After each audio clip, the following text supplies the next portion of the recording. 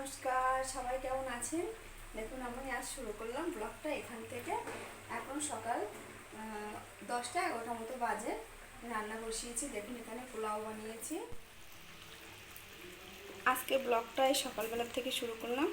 দেখুন এখানে হচ্ছে শাহী পনির বানাচ্ছি, আর এখানে পোলাও আছে। আজকে রাখি বন্ধন, সকাল সকাল রান্নাটা করে নিচ্ছি।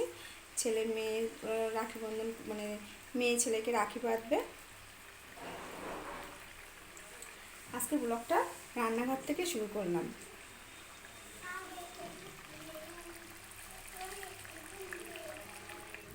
চলুন, আমি তো বলেছি প্রত্যেকটা ব্লগে আমি একটা করে রেসিপি আপনাদের সাথে শেয়ার করব। আজ হবে রসগোল্লার চাটনি। দেখেছেন, আগে রসগোল্লাগুলোকে কিন্তু আমি রস ঝরিয়ে টুকরো করে কেটে নিয়েছিলাম।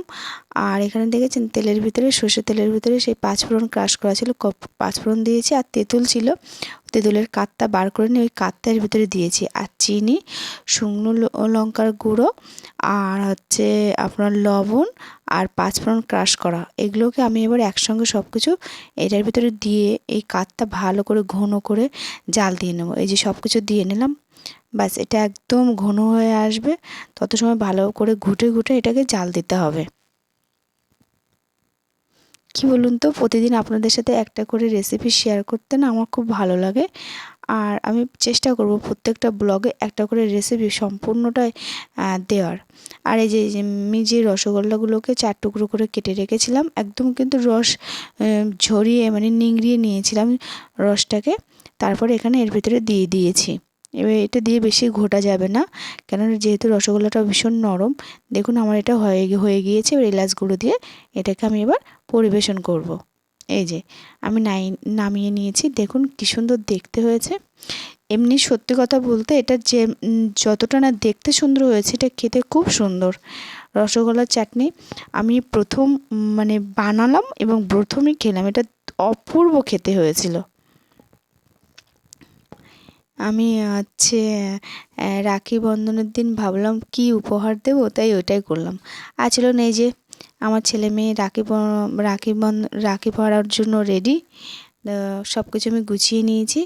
একটা প্লেটে আমি রাখিগুলো নিয়ে নিয়েছি, আর একটা প্লেটে এখানে আছে আপনার মিষ্টি আর আপেল, তারপর ড্রাগন ফ্রুটস, আর কিছুটা কী ফল, কলা ছিল। যাই হোক, ফলের সবজি মিষ্টি নিয়ে আর রাখি নিয়ে চলে এসেছে। আর ওইদিকে ছিল প্রদীপ, শঙ্খ, আর ওই তিলক দেওয়ার জন্য চন্দন, চাল, আর হচ্ছে আপনার সিঁদুর। বসে গেছে। এই আমার মেয়ে এবার দেখুন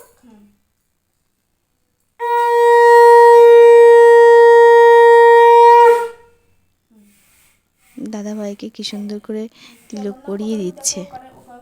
চন্দন আছে, ওই দেখো চন্দন বাটা রয়েছে, ওই যে দেখো বাটা রয়েছে, ওই যে বাটা রয়েছে, দেখে একটু, হ্যাঁ হ্যাঁ হ্যাঁ, কপালে দাও, হ্যাঁ করে দিস না, এদিকে একটু তাকিয়ে দেখা।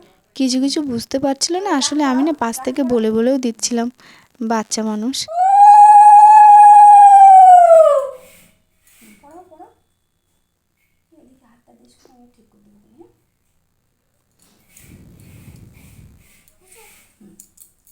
হুম, তুই বুনুকে একটা পড়াবি ওখান থেকে, ছোটো একটা বের করে বুনুকে পড়া।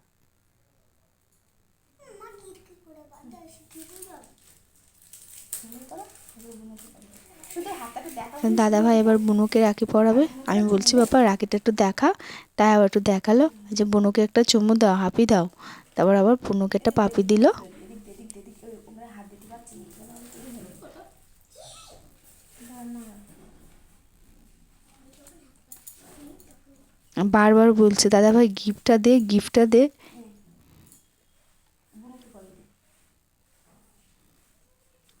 ওই হাতে নামা, ওই হাতে। দাদাভাই এবার বুনুকে রাখি পরিয়ে দিচ্ছে। খুব সুন্দর লাগছে।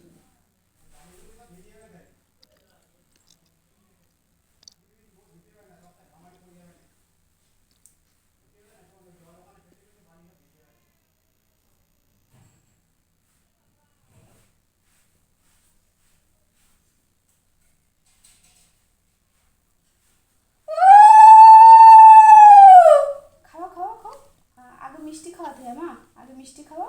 হুম,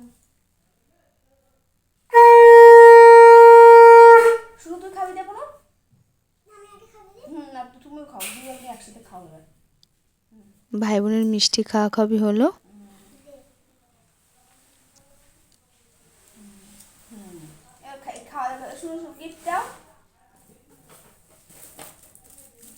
বুনু বসে গেছে রেডি, কখন দাদাভাই গিফট দেবে।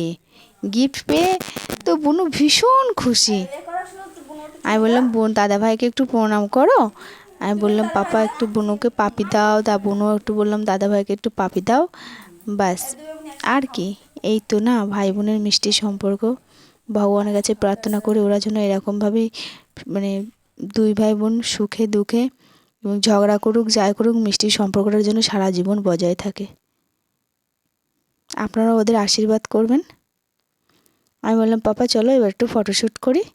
তাই আবার দুই ভাই বোন বসে গেছে, একটু ফটোশ্যুট করতে, একটু ভিডিও করলাম, একটু ফটোশ্যুট করলাম।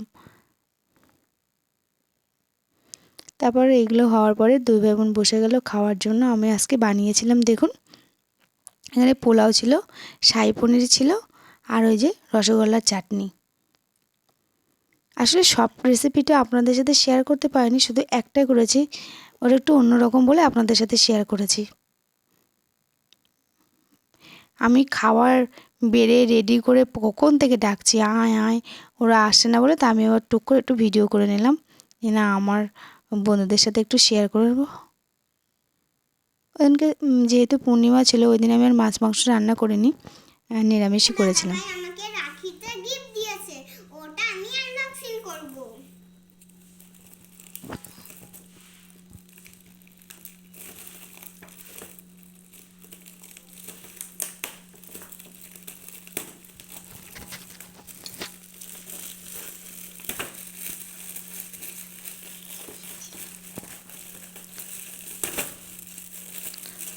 দাদাভাই এটা আনবক্সিং করছে।